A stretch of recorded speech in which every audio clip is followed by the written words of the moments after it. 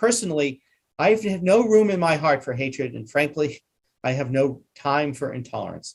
We need to all work together against this intolerance until everyone living in America can live their life openly and freely without fear of prejudice, scorn, or attack.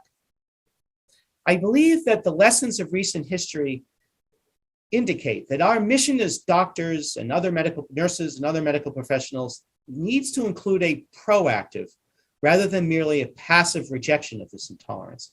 You know, we have the ability to share information, to speak with authority that our training and experience have given us, and work together to assert our right to practice medicine as we were taught and to practice it without discrimination.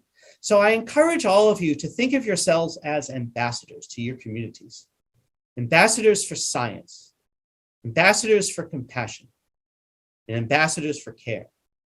These conversations don't have to be limited or restricted to a medical setting. Offer yourselves as informational resources, not just for youth, but for school teachers, principals, school boards, professional organizations, recreation centers, county commissioners, and others who would benefit from this information and your perspective.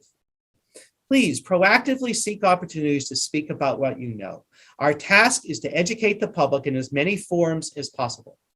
And we need to have these conversations that question the assumptions that are underlying today's attacks on trans people.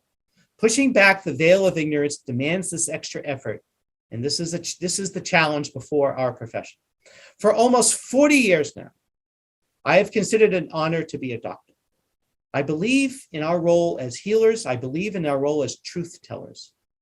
And the truth that we need to confront now is that medicine and science are being politically perverted around this country that destroys human lives. And we have reached a tipping point for the role in medicine and civic life, for the health and well-being of LGBTQI+ youth and other Americans. Those who attack our community are driven by an agenda of politics. It has nothing to do with medicine. It has nothing to do with science. It has nothing to do with warmth, empathy, compassion, or understanding. They are rejecting the value of supportive medicine, rejecting well-established science, and simply rejecting basic human compassion. We as doctors and as people who love our communities and love our nation have to confront the fact that the language of care and compassion that they're using is being taken for granted to literally tear our communities apart. So we have to stand up. We have to take a stand on behalf of those who are being hurt. That's what we do in medicine, even when it's difficult. Remember, one supportive adult.